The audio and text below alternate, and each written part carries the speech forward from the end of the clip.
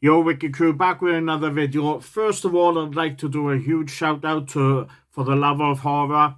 Their convention is being held October the 21st to the 23rd. The 21st in the evening will be a concert performed by the one and only Corey Taylor from Slipknot and Stone Sour. The Saturday, I do believe, is a sellout. But if you have got your tickets, don't forget to get your autograph sessions and your photo opportunities. Purchase them in the link, which will be below. The Sunday, I do believe there's still tickets available, but they're going to be sold out very, very shortly. So head on over. Like I say, the link will be in the description. Head on over there, purchase your tickets, get your autographed sessions, get your photo opportunities, and enjoy yourself. I will be there going around talking to you guys, which are going to be in costume. Absolutely fantastic. Can't wait to do the convention. There's the guests. There's 3 Michael Myerses. You've got Tommy Lee Wallace. He portrayed Michael Myers in the scene in Halloween 1978, coming through the closet door. Nick Castle and James Stewart Courtney. I will be there, and I am making sure I am getting, oh my God, I am getting this signed. Also, from the 1978 Halloween, we've got PJ Souls. From Halloween 4, 5, and the Rob Zombie Halloweens, we've got Danielle Harris. Absolutely can't wait to meet her. And lots more other guests. So, like I say, in the description will be the link. Head on over, purchase your tickets, and have a fantastic time. Come and say hi to me. I will be going around and talking to cosplayers and guests which have turned up. So until then, enjoy the video which is coming next. Until next time, bye.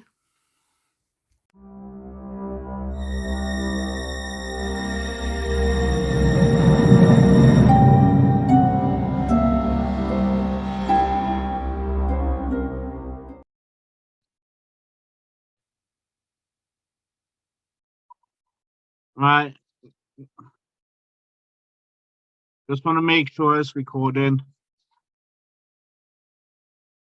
So anyway, great to meet you. Nice to Finally. meet you too. Starting out, what was it like for yourself growing up? What music did you listen to, and how did you get into becoming a musician? My biggest music inspiration are from the very ancient past, because I'm very passionate about Delta blues and bebop, jazz. But I grew up playing hardcore music, punk hardcore. Yeah. And my mom was very into hard rock. So there was always this stuff in the background. So when my hardcore experience ended, the most natural thing to me was to start an hard rock band with my mate from the local scene here. With so what was your influences? What made you want to become a musician?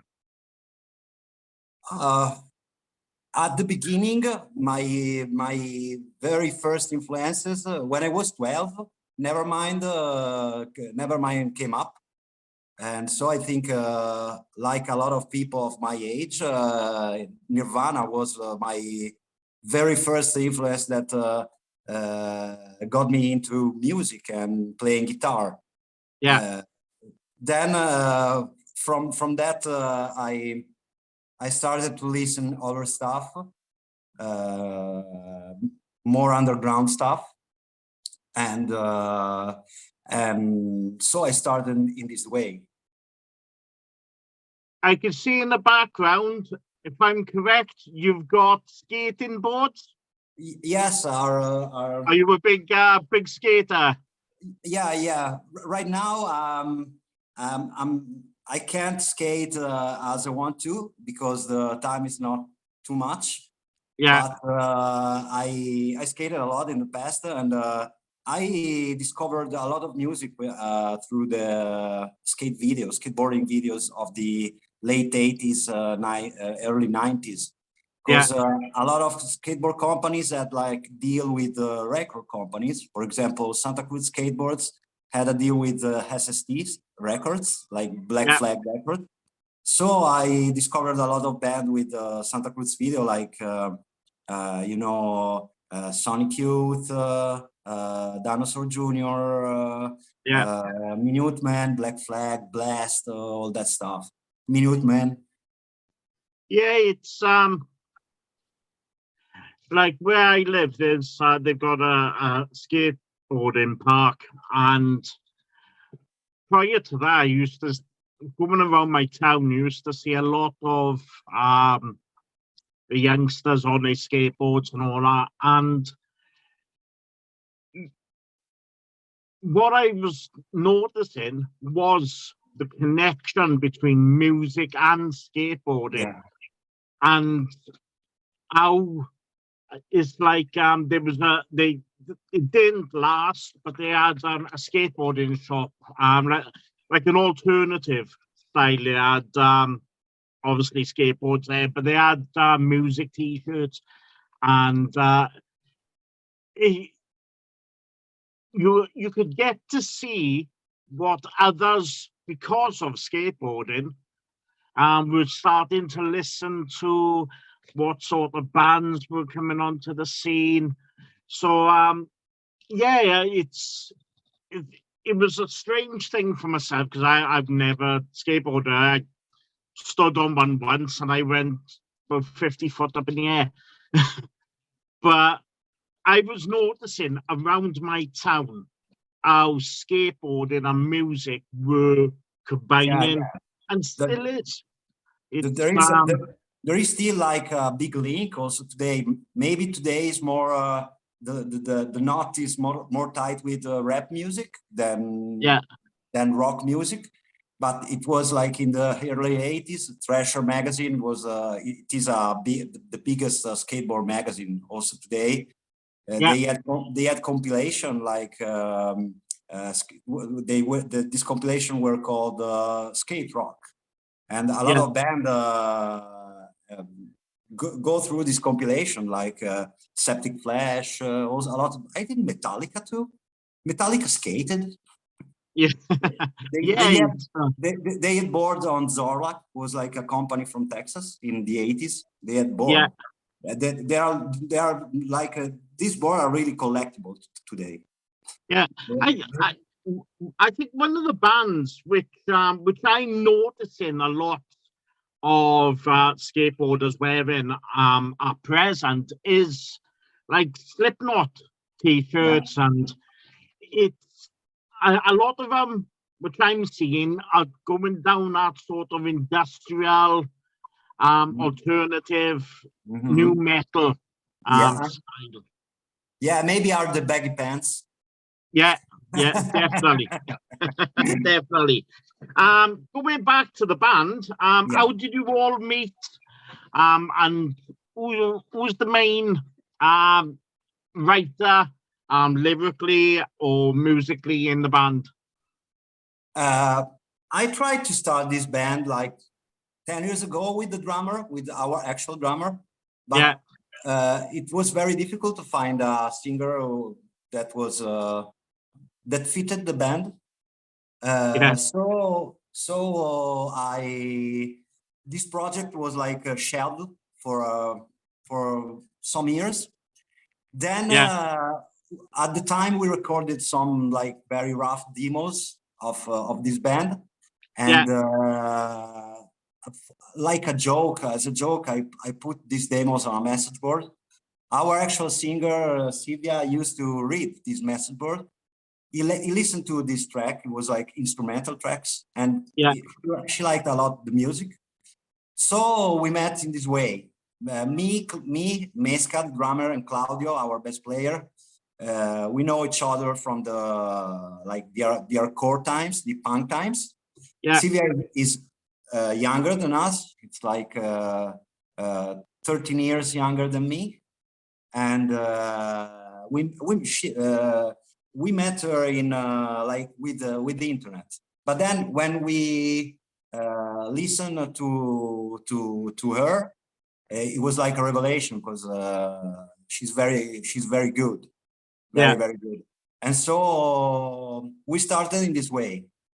It was like at the beginning was like a band just for fun, like for the Monday nights, and then we listened to the track and they were good, so we recorded the first record.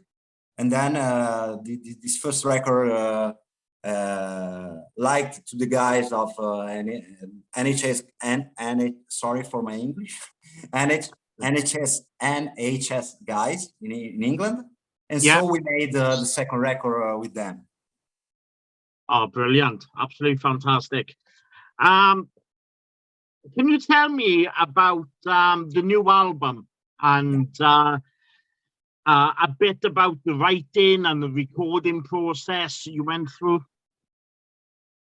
There are 6 tracks of this record. They came from like pre-pandemic, and actually the demos for these tracks were ready. We finished the mix those tracks in at the beginning of the first lockdown in March 2020. And so some tracks are pretty old. Normally I write some riffs and I bring them to the rehearsal, and so the song starts in this way, like a lot of other band. There's not a big structure in the beginning. So 6 tracks of the record are quite old. The other 3 tracks are written more in a different fashion, because the pandemic was in. So we used to write the riff on the computer, send files, because we can meet each other. And we rehearsed not much these songs. And when all these 9 tracks were completed, we entered in the studio. Actually, the studio was like a small, old rehearsal place here in the mountain here near Bologna. And I recorded the record personally. And so the good thing was we were quite independent. We have not studio time, and so we had the time to experiment with sound, amplifiers, drum miking, guest on the record, because there's a lot of guests on this record. The most notable probably is Gary Lee Conner in the last track. He's the guitar player from the Screaming Trees, and so this quite, I think, normal procedure for writing songs. The particular thing is Silvia, our singer, is completely responsible of the vocal lines and lyrics. And she's very good in finding vocal lines and lyrics. But this is the procedure. How long did it take to record? Not too much. The very basic. We recorded the basic tracks like guitar, drum, and bass live in one room in maybe 2 days and a half. This was like the basement of the record. Then all the overdubs. It was like more a weekend stuff.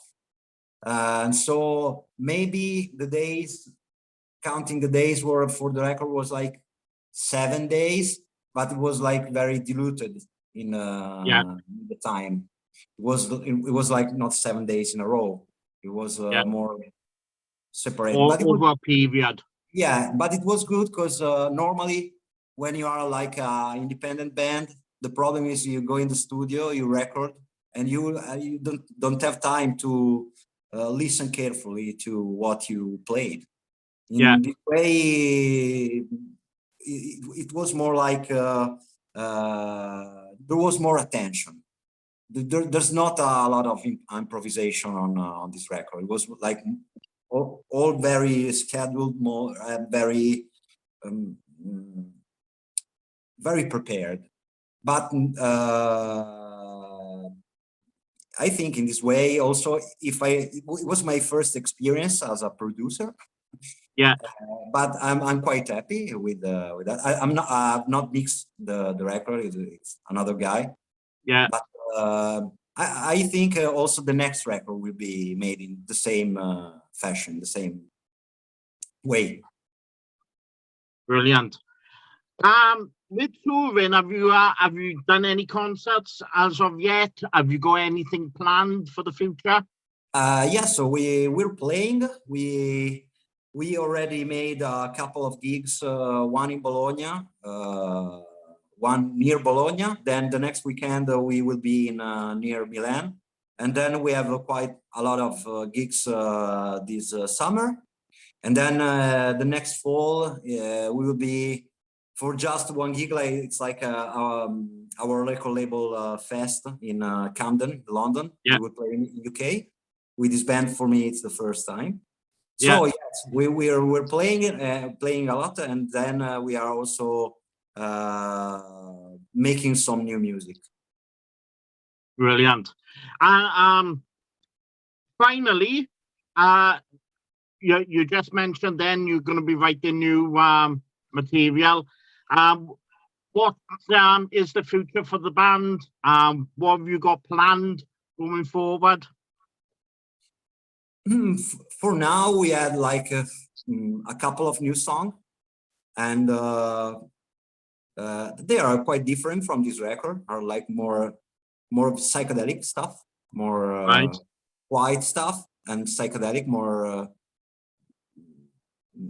longer song. But Yeah. I don't know.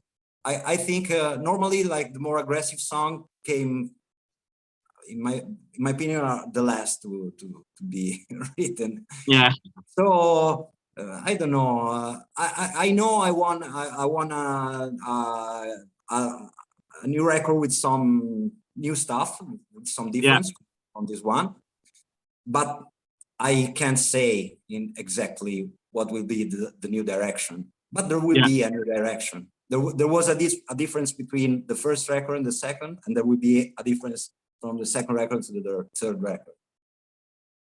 Well, this has been fantastic. Finally getting to speak to you. And thank you. Good luck with the album. It's great. Thank you. I've listened to it a couple of times. I'm quite busy with album reviews and things like that. So my time is very limited. So I can't. It's like when I listen to an album, it's like, right, oh, that's great and all that. But I haven't got the time to keep listening, which I used to do, because I've got because of the labels and times and all sure. that, it gets overbearing sometimes with because it's only me doing it. But I've listened to it a couple of times, and it's a great album, and I wish you all a success with it. And good luck with your future tour dates, and good luck with the new songs. And we need to speak again in the future when you've got some new songs out, and speak again. Sure. Thank you. It's been brilliant. Thank you so much for your time. Thank you. And like I say hello to the rest of the band from me, and hopefully I can get to one of your concerts in the future. And and Maybe have see, a maybe beer see with you him. in UK. Yeah, yeah. You know, you need to come and do a tour, We a will be in full London. tour. We will be in London in October, and hopefully some other gigs in like in the winter. Yeah, brilliant. Anyway, good luck, and I'll speak to you soon. Thank you. See Okay, you. take care. See you. Okay, bye.